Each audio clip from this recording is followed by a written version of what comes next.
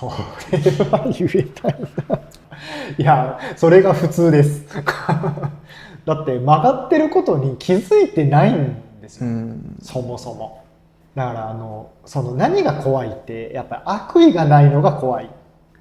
でも一貫師さんが監修されてた本に買う前に見てくださいっていう説明載ってたじゃないですか、こう見て横で見て、あれはもう究極の喧嘩を売ってる、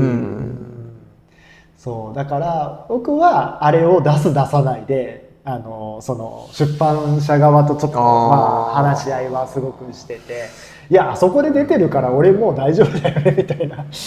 でも買う側にとってはやっぱりそれはだって曲がってたら絶対切りにくいし、そうだからもうね、そのどこの産地とは言わないけども、まあね本当にまっすぐな包丁見つける方が難しいんじゃないのぐらいのまあ、ね、基本の基本としてはやっぱり、ね、他の道具もそうだけど変形してたらやっぱり使いにくいのはもうごく当たり前のことなんで、そういうことを考えるとやっぱりまっすぐであることっていうのはもう基本中の基本で、鍋が歪んでたり取っ手が歪んでたら絶対使いにくいんで、そこは物を切るものとしてまっすぐっていうのはやっぱりそれがやっぱりで曲がってるとメンテナンスがそもそもちゃんとできない、ちゃんと研げなかったりもしますよね。そうだからまあね、鍋とかと違って、まあ、仮に曲がってて使いにくくても一応機能として果たす可能性はあるけども、自分でメンテナンスっていうのが入ってきますよね。そこが入ってくると壊れて使えなくどんどんなっていくっていう、壊れていってしまうっていう要素があるのでね、それがやっぱり一般の方だと自分の技術のせいなのか、そのもののせいなのか砥石のせいなのか、そこをまず分かるっていうのが大事かな。その問題がどこに起きてるのかっていうのを見れるようにするっていうのが、それこそ本でも書かれてる通り研ぐ前にどこに問題があるのか、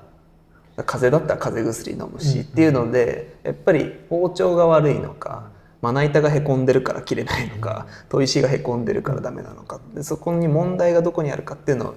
見る力、それを買う時にもやっぱりあった方が一番ベストではあるけど、なかなか難しいところではありますよね。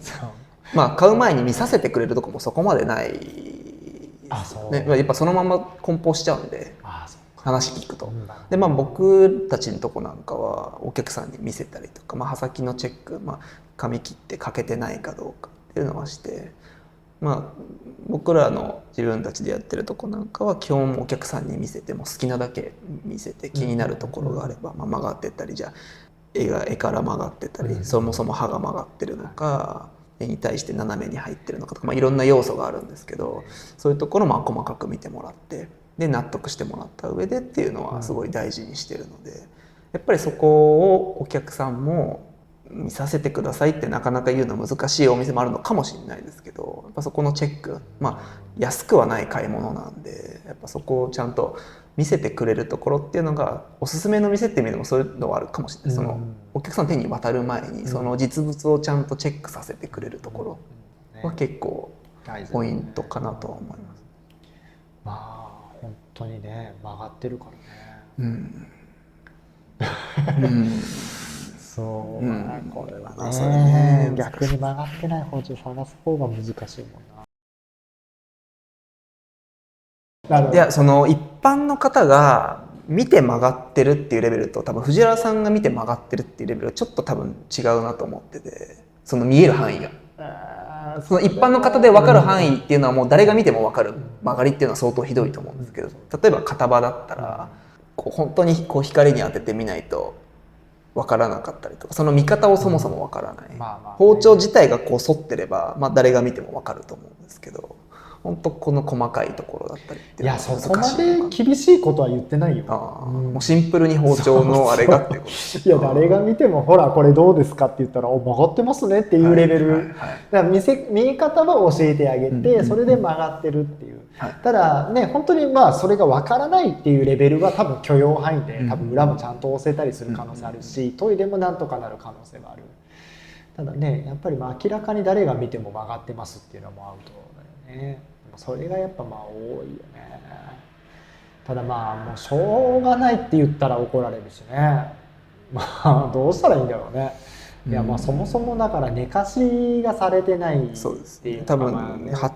在庫として持ってる間に変形しちゃったりっていうのも結構ありそうです、いやもうそれも作った後にいやもうめちゃくちゃ多い、うんだから本焼きが曲がらないなんてあんなの嘘で、結局やっぱりその出荷されてる時は曲がってないかもしれないんだけども、結局金属がやっぱり休まってない、要するにストレス抱えて拷問を受けてるような跡だから、やっぱ時間との経過で曲がっていくっていうのがどうしてもあって、それが全部解放された後からは確かに本焼きは曲がりに強い。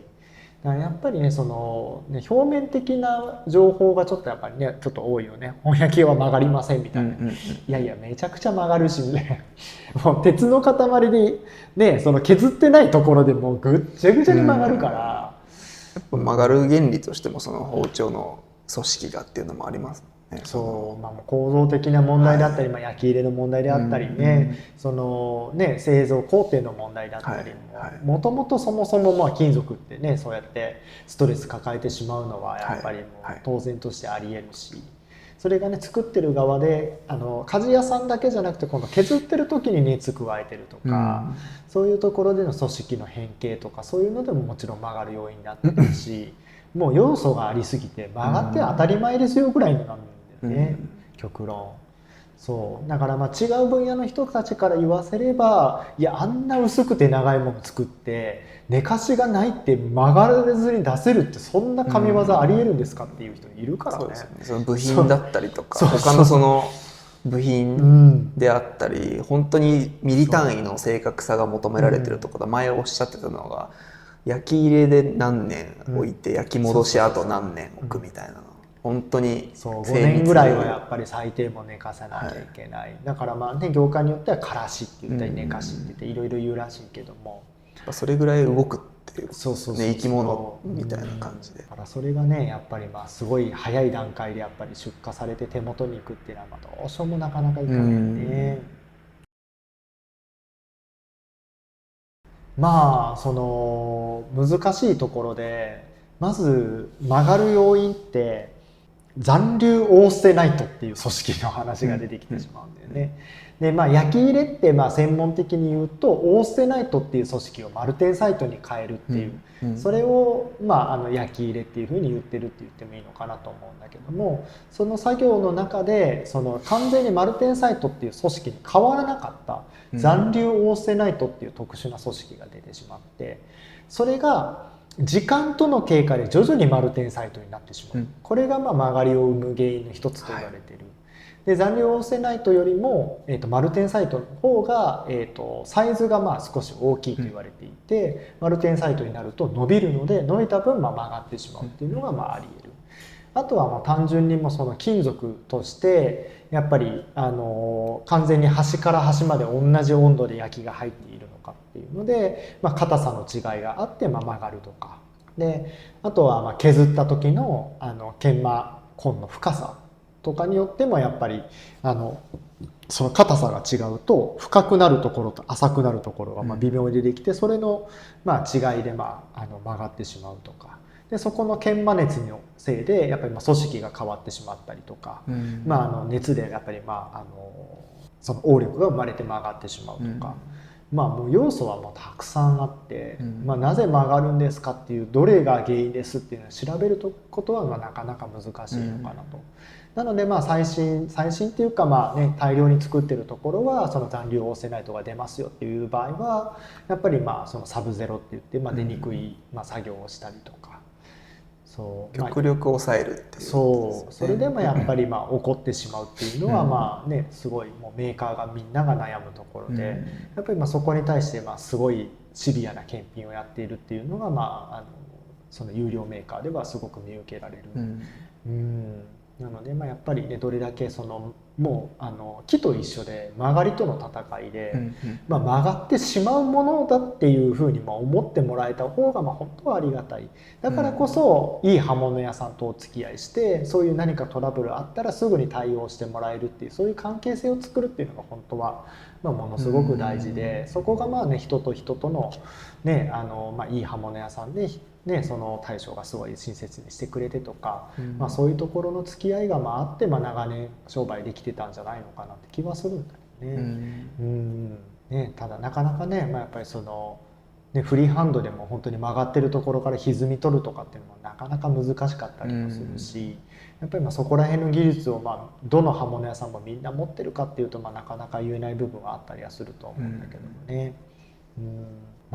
曲がるものです。僕らがどれだけものすごい熱にも気をつけてやっぱり研磨をするようにする。だからものすごい時間はかかってしまうっていうのはあるんだけども、やっぱり1工程やって1週間寝かすとかっていうのをもうずっと繰り返していくと、やっぱり 2,3 週間1個の工程をやった時に置いとくとやっぱり曲がってくるからね。そう本当に曲がるよ。もうだからそこの曲がりが止まってこないとなかなか出荷できない。だから下手すると奥の都合じゃなくてこいつの都合なんですって言いたい時があるだ